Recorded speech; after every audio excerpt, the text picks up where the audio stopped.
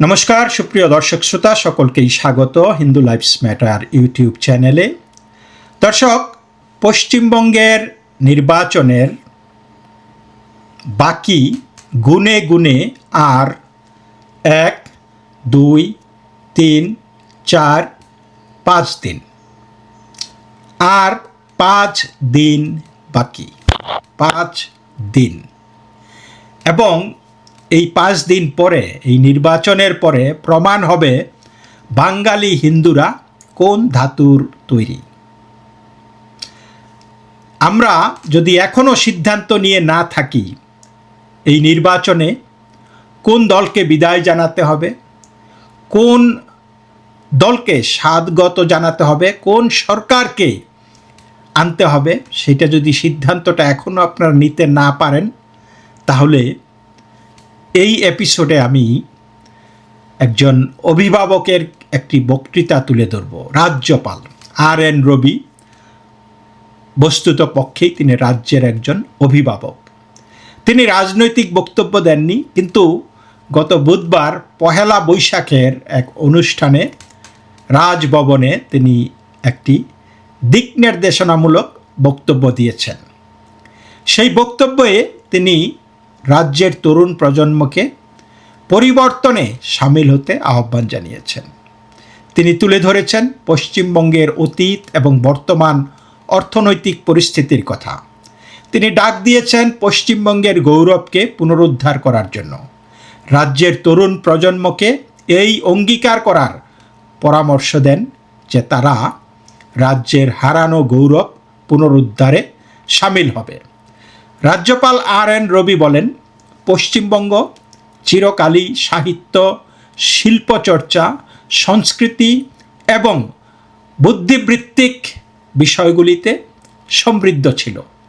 শুধু তাই নয়, স্বাধীনতা পরবর্তী সময়ে অর্থনৈতিকভাবেও যথেষ্ট সমৃদ্ধ ছিল এই পশ্চিমবঙ্গ এবং দেশের অন্যতম সেরা রাজ্যগুলোর মধ্যে একটি ছিল এটি।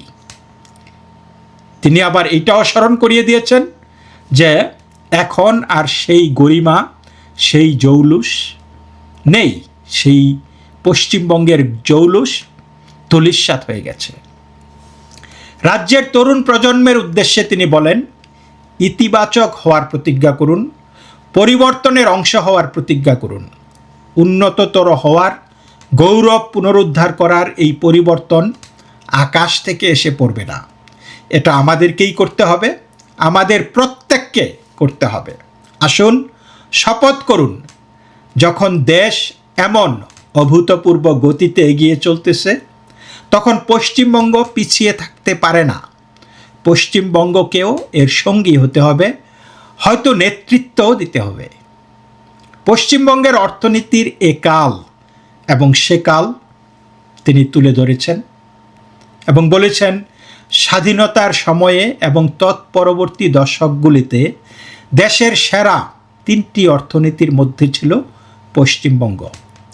তিনি বলেন, 60-এর দশকে দেশের মোট জিডিপির 10%-এরও বেশি আসত এই পশ্চিমবঙ্গ থেকে। তামিলনাড়ু, কর্ণাটক বা গুজরাট থেকে নয়, পশ্চিমবঙ্গ থেকে। এই মাটি ছিল শিল্পের মাটি, এই মাটি ছিল সাংস্কৃতিক এবং বুদ্ধিবৃত্তিকভাবে প্রাণবন্ত মাটি। রাজ্যপাল আরও বলেন, 1980-র দশকের আগে গোটা দেশে মাত্র 4টি রাজ্যের মাথাপিছু আয় পশ্চিমবঙ্গের চেয়ে বেশি ছিল। দুর্ভাগ্যজনকভাবে আজ 15টি রাজ্যের লোকের মাথাপিছু আয় পশ্চিমবঙ্গের চেয়ে অনেক বেশি। জাতীয় পুঁজিতে আমাদের ভাগ 10.6% থেকে কমে প্রায় 5% নেমে এসেছে। আজকে স্কুল এবং কলেজে নাম নথিভুক্তকরণের যে অনুপাত রয়েছে রাজ্যে, তা জাতীয় অনুপাতের চেয়ে অনেক কম।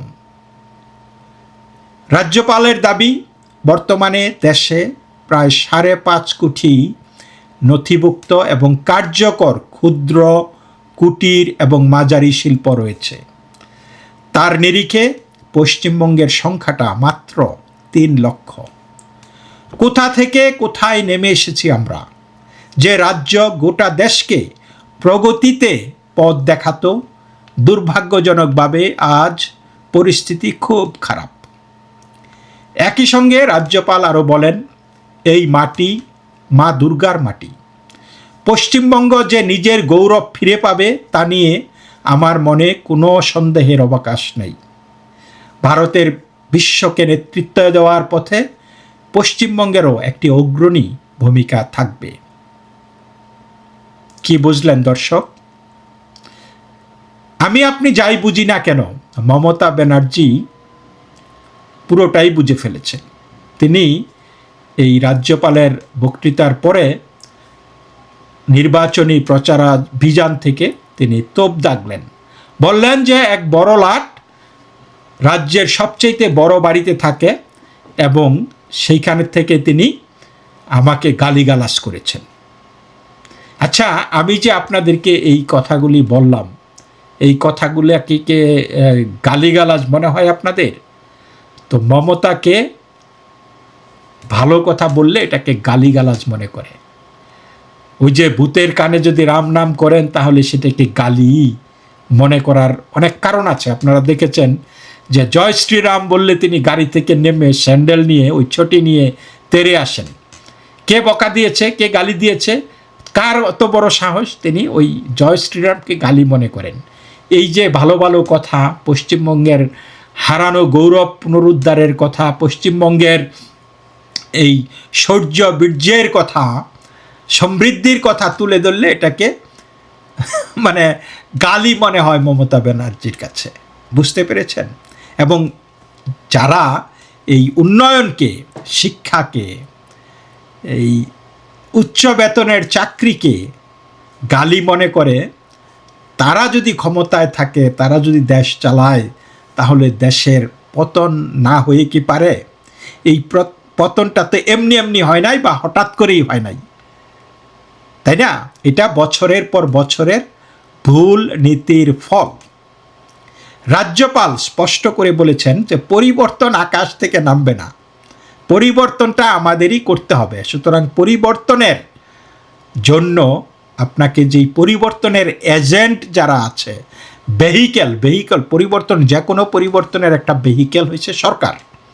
তো আপনি যদি সেই সরকার পরিবর্তন না করেন তাহলে আপনার জীবন মানের পরিবর্তন কখনোই হবে না। দর্শক, একটা সরকার যদি 15 বছর ক্ষমতায় থাকে তাহলে তার ফলাফল চোখে পড়ার কথা। কিন্তু আজকে আমরা পশ্চিমবঙ্গে কি দেখতেছি? দুর্নীতি, চাকরি কেলেঙ্কারি, শিল্পের অভাব, রাজনৈতিক হিংসা হানাহানি, উন্নয়নের অভাব, মহিলারা অরক্ষিত, নিরাপত্তাহীন, পরিযায়ী শ্রমিক, রাজ্যের যুবকরা রাজ্য ছেড়ে চলে যাচ্ছে, তাদের পরিবার পরিজন, স্ত্রী, কন্যা, পুত্র এদেরকে ফেলে রেখে। তাহলে যেই পরিবারের অভিভাবক বাড়িতে থাকতে পারে না, সেই পরিবারটাও আস্তে আস্তে কিন্তু ঘুণে ধরতে বাধ্য, পরিবারটা নষ্ট হতে বাধ্য। এবং আজকে পশ্চিমবঙ্গ শুধু অর্থনৈতিকভাবেই পর্যুদস্ত হচ্ছে না, পারিবারিকভাবেও ধ্বংসপ্রাপ্ত হচ্ছে। তাহলে প্রশ্ন আসে, এই পথটাই কি আমাদের ভবিষ্যৎ? রাজ্যপালের কথায় বাংলা পিছিয়ে থাকতে পারে না, অবশ্যই না। আমরা এই ভবিষ্যৎ মানি না, আমরা এই ভবিষ্যৎকে পরিবর্তন করব। ভারত যখন দ্রুত এগুচ্ছে, বাংলাকেও এগুতে হবে। কিন্তু সেটা কি বর্তমান ব্যবস্থায় সম্ভব? যদি এত বছরেও উন্নয়ন না হয় তাহলে কি একই পথ ধরে, একই সরকারকে রেখে, যারা বলে যে তারা জানে না আগামী 4 বছর তারা কি করবে, যা উন্নয়ন করার তারা নাকি করে ফেলেছে, আগামী 4 বছরে তাদের কিছু করার নাই, তারা কেন আবার ভোট চাইতে আসে? বা তাদেরকে কেনই বা আপনি আবার ক্ষমতায় আনবেন? They don't know what they are going to do the next 4 years, তাই না? সুতরাং এদেরকে আবার ক্ষমতায় রাখা মোটেও যুক্তিযুক্ত না। এবং এই জায়গাতেই আমি মনে করি বিজেপি একটা বিকল্প হিসাবে আপনাদের সামনে এসেছে এবং বিকল্পটা তুলে ধরেছে। উন্নয়নমুখী রাজনীতি, শিল্পায়ন, কর্মসংস্থান, দুর্নীতির বিরুদ্ধে অবস্থান, কেন্দ্রের সঙ্গে সমন্বয়।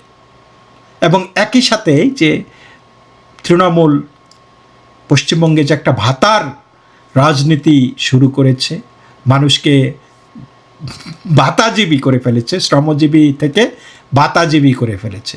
তো এই যে হ্যান্ডআউট কালচার, স্থায়ী উন্নয়নের অভাব, যুবকদের ভবিষ্যৎ অনিশ্চিত, প্রশাসনের রাজনৈতিক ব্যবহার, এই জিনিসগুলি থেকে বেরিয়ে আসতেই হবে যদি পশ্চিমবঙ্গ উন্নয়নের পথে এগুতে চায়। বাংলা এখন থেমে আছে, বাংলাকে আবার চলতে হবে।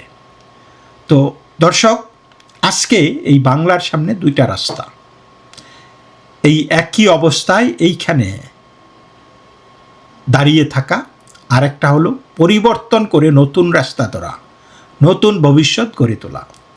রাজ্যপালের কথায় একটা বার্তা পরিষ্কার, এই পরিবর্তন আমাদেরই করতে হবে, কিন্তু গৌরব ফিরিয়ে আনতে হলে সাহসী সিদ্ধান্ত নিতে হবে, স্যাক্রিফাইস করতে হবে। যে এই চান্স আপনি যদি চান্স না নেন, তাহলে আপনার জীবনে কখনোই পরিবর্তন আসবে না। আপনাকে জাগতে হবে, আপনাকে নতুনটাকে গ্রহণ করতে হবে, নতুন আইডিয়া। ওল্ড আইডিয়া নিয়ে বসে থাকলে আপনি যেভাবে আছেন সেভাবেই থাকবেন, কিন্তু যেভাবে আছেন সেভাবে থেকে পশ্চিমবঙ্গের মানুষের উন্নতি হবে? আদৌ হবে? সুতরাং right now it is a call to action, যেটা রাজ্যপাল নিজেও বলেছেন যে বাংলার ভবিষ্যৎ আপনার হাতে। পরিবর্তনের অংশ হবেন নাকি দর্শক হয়ে থাকবেন? ভূমিকা আপনাদেরকে নিতে হবে। আপনাদের হারানো গৌরব ফিরিয়ে আনতে হলে সাহসী সিদ্ধান্ত নিতে হবে। বাংলার ভবিষ্যৎ আপনার হাতে, আপনাকে সিদ্ধান্ত নিতে হবে আপনি কি পরিবর্তনের অংশ হবেন নাকি দর্শক হয়ে দাঁড়িয়ে থাকবেন। আমরা তো সবাই মানলাম, ইভেন তৃণমূলও বলতেছে যে ভালো হওয়ার যে দাওয়াইটা সেটা তৃণমূলের কাছে নাই, ভালো হওয়ার দাওয়াইটা দিচ্ছে আপনার বিজেপি। সুতরাং দর্শক হয়ে দাঁড়িয়ে না থেকে এই পরিবর্তনের অংশ হন, টিএমসিকে বিদায় দিন, বিজেপিকে সরকার গড়তে সাহায্য করুন এবং প্রমাণ করুন যে পশ্চিমবঙ্গ আবারও পারে, পশ্চিমবঙ্গ আবার ভারতের বুকে মাথা উঁচু করে দাঁড়াতে পারবে। পশ্চিমবঙ্গ থেকে পরিযায়ী শ্রমিকরা অন্য রাজ্যে যেতে হবে না, বরং অন্য রাজ্য থেকে শ্রমিকরা পরিযায়ী হিসাবে পশ্চিমবঙ্গে আসবে। এবং এইটাই ছিল পুরনো পশ্চিমবঙ্গ। তো সেই পশ্চিমবঙ্গকে ফিরে পেতে হবে। তো দর্শক, এই পর্যন্তই। সকলেই ভালো থাকবেন। নমস্কার।